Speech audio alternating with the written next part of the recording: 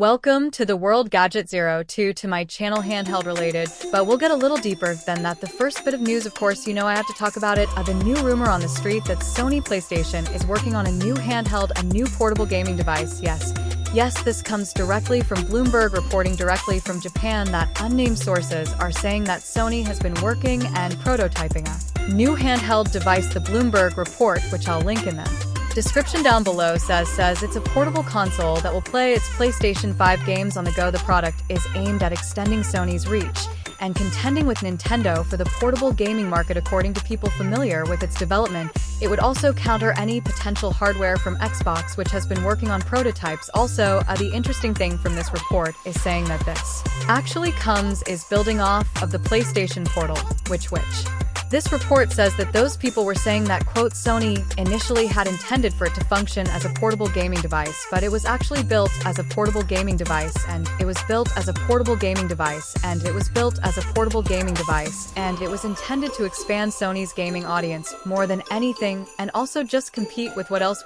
is out there. And that's interesting. Obviously, on the one hand, if this is true, again, this is a rumor, so you know the phrase, now take it with a grain of salt. It's pretty exciting. People really get jazzed, for lack of a better word, for Sony handhelds. You've heard people beating the drum of the PlayStation. PlayStation is awesome, man.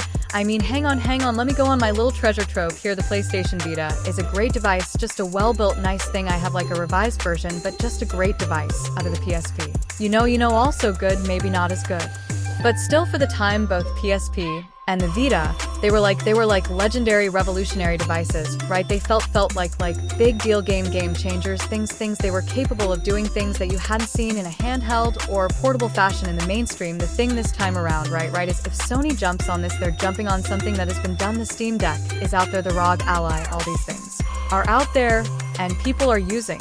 Where last time around with the PSP and the Vita, it was like they were trying to push the boundaries. They were doing something different. They were, you know, and then obviously, of course, those devices kind of failed, or at the very least, Sony stopped supporting them sooner than people wanted, right? But still, like when you had one in your hand and you saw it for the first, I mean, like the PSP was like the first device I had that could access the internet. And then the Vita, of course, also like playing full-fledged 3D real games. They felt like big new things. The only thing I think now when I see Sony trying to do this is just Sony just trying to keep up.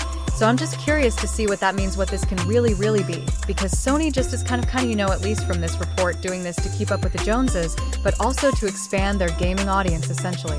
Get them to play all the big AAA games that they've been making. They need more people to play Ghost of Tsushima and God of War, because those bastards are expensive. So by putting a handheld out there, maybe that's their hope. On the one hand, it is good, because I think for a while I really liked the hardware Sony has been manufacturing. Obviously, like I said, great device, but the PlayStation Portal build quality and design quality, really nice.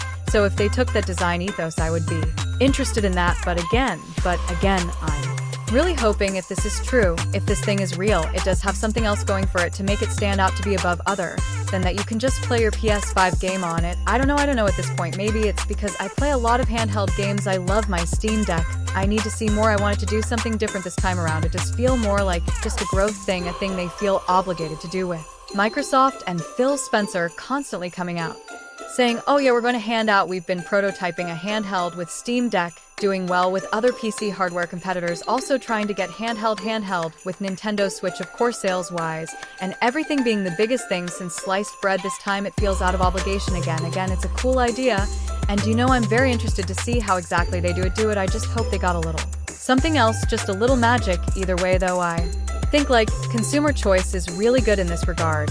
And if you are someone invested in a specific ecosystem, the Xbox ecosystem or the PlayStation ecosystem, the more ways to play your games, the better, I guess.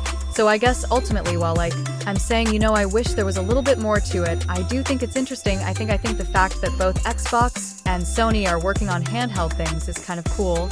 And I say that as a handheld enjoyer, but mark my words, if this Sony PlayStation handheld thing, but mark my words, if this Sony PlayStation thing ever does come to fruition, $10, they're also going to do like an anniversary edition of it, or like they're going to put a skin on it for a limited edition that makes it look like a Vita, and then everybody's going to go crazy and try and buy one. I'm saying that because they just did that, you know, and I'm a sucker, and I bought the controllers, okay.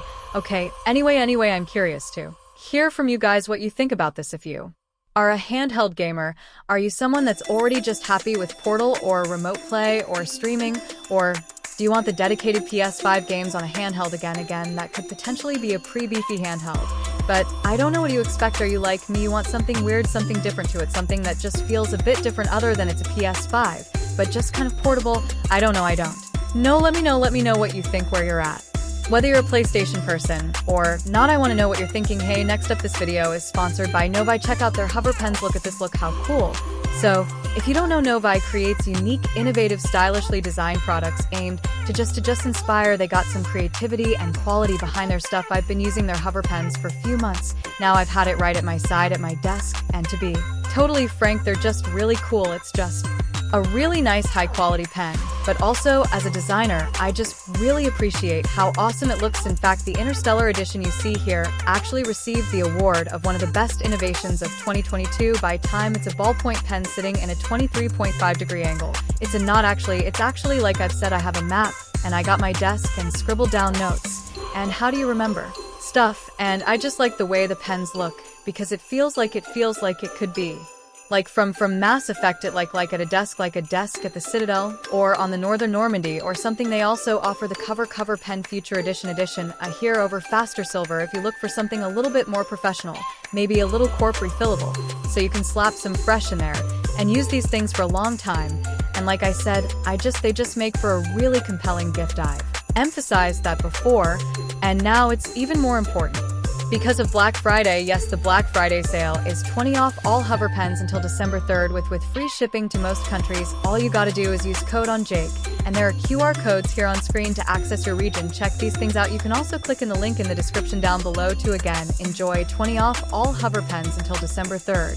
And again, let's get back to it. Next up, the other bit I wanted to talk about is actually good news. It's not all bad news in gloom and doom in the gaming world. When you have headlines like this publisher is removing their proprietary game launcher from their PC titles, that's huge. I know that doesn't sound like a big deal if you're a console person, but these launchers, these third-party launchers, are the bane of every PC gamer's existence, from freaking Bethesda one to like the EA one. Like it's gotten better. But for a big publisher like 2K here too, just completely scrap theirs entirely. That's absolutely awesome. And it really helps specifically in instances with handhelds. Obviously, every PC gaming handheld is different, but speaking to experience, at least with the Steam Deck SCOM, two more recent games like Midnight Sun and The Quarry had some issues with those launchers. Obviously all depends on your settings and stuff, but still I never actually dared to play on my Steam Deck, but I wouldn't want to deal with that. But yeah, I think this is good, and it's like little by little examples like this where the publishers do actually listen and learn. Obviously, there's still many problems in the game industry to fix, but things do change. And I want to remind people of that. Sometimes those, paid online passes, which felt like the biggest slap in the face of the consumer years ago, where if you bought a game, you could buy a game, and you could buy a game, and you could buy a game, and you could buy a game, and you could buy a game, and you could buy a game, and you could buy a game, and you could multiplayer for first game you already bought. Like just really anti-consumer bullshit like that has been pushed against in the past. And changes have, obviously the loot box stuff has changed significantly. It's still not perfect, but a lot of that has been clamped down on. Obviously regulation kind of steps in, and I think the launcher thing here is something that, yes, very specific to PC gamers and very annoying for certain PC gamers, but something where the tide is kind of turning a little bit. And again, it kind of goes back to what I was saying before, like whether it's handheld or not, like just freedom to access your stuff however you want on whatever device you have. I think that's big. I think at this point, a lot of publishers and platform holders other than Nintendo are realizing this and starting to work with that, starting to loosen up a little. But I don't know if it's because they're seeing pushback, or things are hurting, or if it's just another move to continue to make the line continuously go up forever. But either way, I'm not complaining. The less stupid proprietary third-party publisher launchers on PC. Sony V3 better, and before we